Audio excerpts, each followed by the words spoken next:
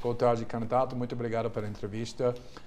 Uma teoria comum nesse ano na política brasileira é que a coisa mais importante nessa eleição, mais importante do que a ideologia, o partido, é essa diferença entre nova e velha política. Isso é porque a confiança das pessoas nas instituições da autoridade entrou em colapso tão severo que ninguém que parece ligado com o sistema antigo pode vencer. Você concorda com essa teoria e como você pode persuadir os eleitores depois de 40 anos em política, sem escândalo da corrupção nenhum, mas mesmo ocupando vários cargos públicos durante 40 anos, que você representa a nova política? E o que o povo brasileiro está procurando são respostas práticas para questões muito práticas, muito concretas, e que consultam a velhíssima questão pobres-ricos.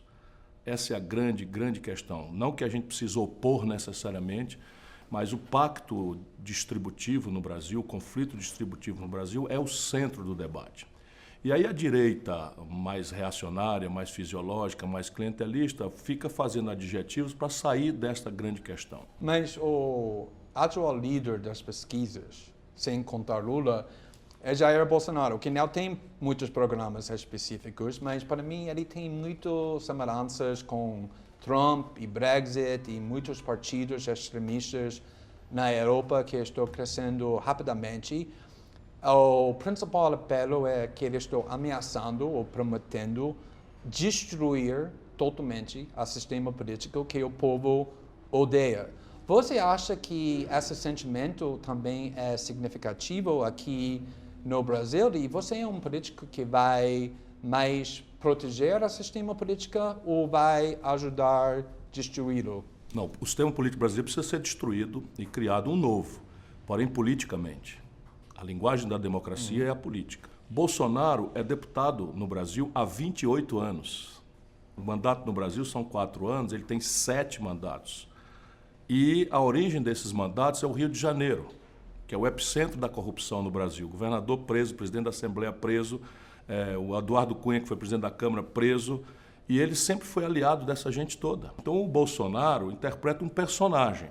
Se ele for combatido dentro do texto dessa peça, não é, que identifica o medo e propõe respostas toscas para a violência impune que campeia no Brasil de uma forma rigorosamente assustadora. Ele propõe a negação da política sendo um político profissional. Mas como você explica o fato que ele está liderando essas pesquisas? Ele está liderando porque 1/5 do povo brasileiro, não é, está cansado com a política. E ele representa nesse personagem... E você acha que esse sentimento tem validade? Eu acho que tem validade. Eu acho que ele é o certo que vai perder a eleição. Quer dizer, com a minha experiência. Sim. Não sei quem vai ganhar ainda, há uma brutal disputa, né, entre uma certa racionalidade à direita, que o Alckmin representa, uma certa capacidade de traduzir o protesto em coisas práticas para o futuro, e eu rivalizo nisso com o candidato do Lula, mas eu sei, na minha impressão, que o Bolsonaro é o candidato condenado a perder. Vamos ver. Numa entrevista na semana passada com o Globo, você criticou o que você chama a velha esquerda, seja PSOL e outra parte da esquerda, que você chamou outra esquerda e intransigente, e que, em suas palavras, acaba de se descomprometendo com a realidade do povo. Isso é uma crítica que acho que tem muita validade para a esquerda, o desafio da esquerda mesmo. Mas o exemplo que você deu sobre isso era a política de drogas. Eu quero perguntar sobre isso, porque, na realidade, uma das vozes mais influentes no movimento para legalizar as drogas aqui no Brasil é Fernando Henrique, que dedicou muito tempo, muitos anos, trabalhando para essa causa, junto com pessoas como Kofi Annan e os líderes mais respeitados no mundo. Você acha que Fernando Henrique faz isso porque ele quer fumar maconha ou porque ele reconhece que essa política da criminalização das drogas cria consequências bem graves e sérias para vários aspectos da sociedade brasileira? A política de criminalização das drogas, a guerra às drogas, é uma política fracassada. A minha opinião nunca foi omitida sobre este assunto. A questão básica, Glenn, é que nós estamos num processo eleitoral no Brasil, aqui e agora. O presidente da República não tem atribuição para resolver isso. Ele pode colocar o peso da sua liderança, mas sabe qual é a chance de uma iniciativa do presidente da República dirimir essa questão? Zero. Eu sei, mas você está zombando essa não preocupação como é alguma zombando. coisa pequena. O problema é que as pessoas tomam a minha opinião pela parte publicada delas. Então eu estou começando aqui dizendo exatamente de acordo consigo. Agora o Fernando Henrique presidiu o Brasil 8 anos. Sim. Por que ele não fez? É uma questão importante. Que É só uma questão simples e trivial. Ele não fez na campanha para não ferir o conservadorismo dos cristãos, evangélicos, católicos, que tem esse assunto como um assunto tabu. Tudo bem. E ele não fez isso no governo porque o Fernando Henrique é um demagogo. Tudo bem, mas você concorda com essa posição que para problemas bem sérios aqui no país, violência, segurança pública, abuso da polícia, a operação de prisioneiros, o sistema de racismo, botando muitos jovens negros na prisão, é muito ligado com essa questão da criminalização das drogas. Não é só um equívoco. Quem quer fumar É um equívoco. Hoje, o usuário de droga no Brasil já não tem mais nenhum problema com a lei. Isso já está dado. E não foi porque nós inovamos legislativamente, é porque o judiciário fixou, né, que portadores, usuários, etc., não são presos. Mas está botando pessoas na prisão que estão vendendo os pouquinhos então, vamos lá. quantidades. Sobre isso eu tenho falado muito repetidamente. Eu acho um grosseiro equívoco o encarceramento de jovens, porque são pequenos traficantes, que, na verdade, os grandes traficantes oferecem para a polícia matar ou fazer flagrante, estatística, etc., ou, quando são presos, viram o exército de reserva do verdadeiro problema brasileiro, que é o narcotráfico e as facções criminosas. Então, isto daqui, o encarceramento, para mim é claro. Nós temos que acabar com isso. Mas eu não preciso entrar nesse debate dando um murro na ponta de uma faca que não é racional. É tabu para os grupos religiosos, que são ampla maioria na sociedade brasileira, isso é tabu. E, de repente, eu que estou preocupado com o combate à corrupção, eles são meus aliados. Eu estou preocupado com a pobreza, a miséria, a desigualdade, eles são meus aliados. E eu vou jogar todos eles fora por uma imprudência, um descuido, um despotismo esclarecido. Mas isso não é o que o líder faz? Não. O líder verdadeiro, ele compreende a sua nação e procura resolver os conflitos mediando, estabelecendo a magistratura. Então, eu tenho proposto para debater a política de Portugal. Agora o Brasil está passando uma epidemia de violência, não só em geral, mas especificamente contra as mulheres, motivado por gênero. E também, além disso, dados mostram que mulheres ganham, em média, 3/4 do rendimento, o salário dos homens fazendo o mesmo trabalho. E quando outros candidatos presidenciais estão questionando sobre esses problemas, para mim eles respondem em uma forma muito vaga, como eles nunca pensaram sobre esse problema, nunca ouviram que esse problema existe. Mas seu programa tem a igualdade de gênero como um dos pontos centrais.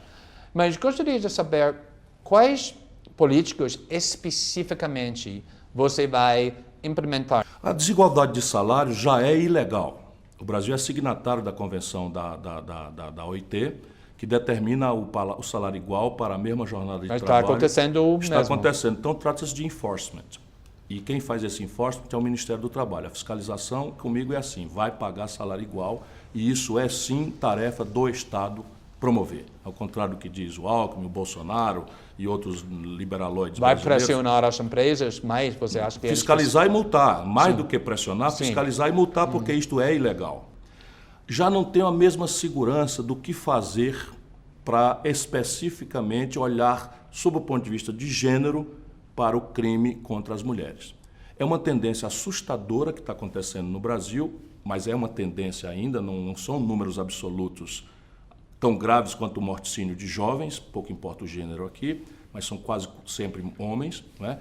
A questão do feminicídio, que é a morte da mulher pela circunstância de ser mulher e normalmente por um amor antigo, frustrado, um namorado, um marido, etc. E sobre isso que é Pois é, francamente eu estou desafiando os acadêmicos a me oferecerem alternativas mais práticas, porque eu também gosto de ser muito prático. E eu confesso, no momento em que lhe falo, que a única providência que surgiu até agora que eu vou tomar é mudar a legislação brasileira para permitir, já na instância policial, ou seja, o delegado ou escrivão de polícia, promover, antes de autorização judicial, as medidas de proteção e segregação. Então, determinar que o marido ou o namorado que ameaçou não se aproxime mais do que 500 metros. Sobre educação, você acha que a escola é um lugar para discutir gênero, sexualidade, homofobia e igualdade de todas as formas de famílias? É evidente. Não existe esse negócio que o Bolsonaro inventa para assustar as pessoas, de que nós estamos introduzindo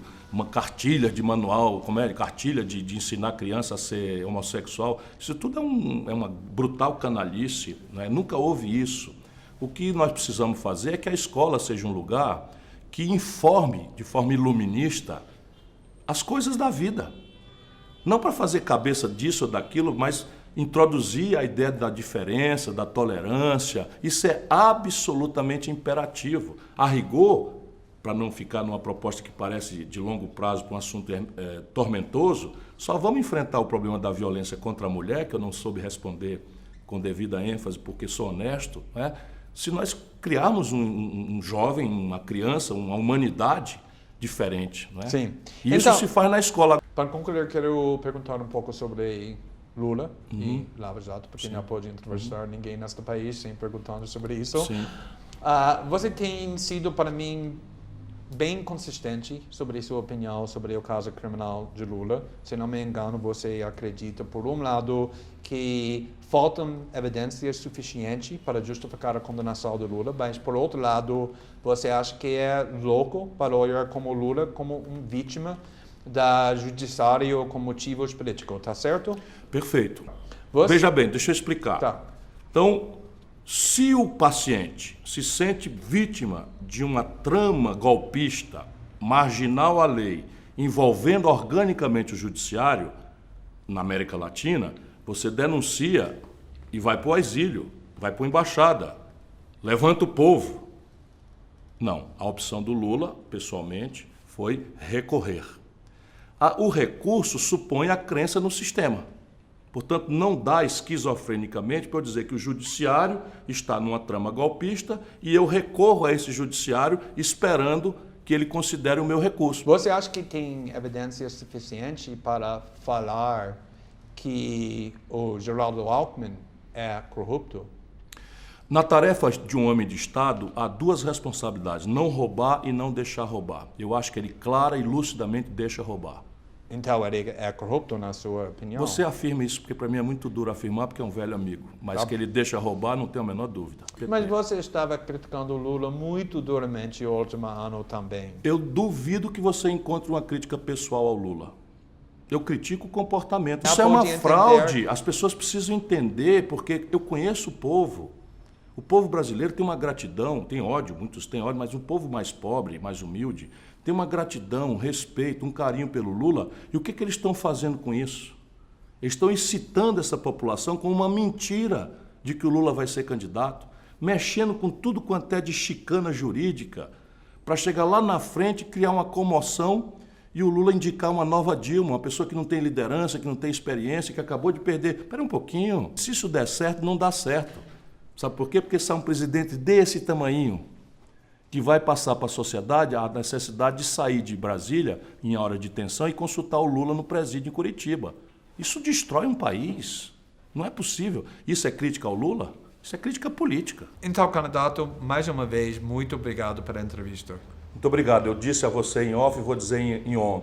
Você devia ajudar um pouco o jornalismo brasileiro a ser mais profissional. Parabéns pela qualidade das questões. Muito obrigado.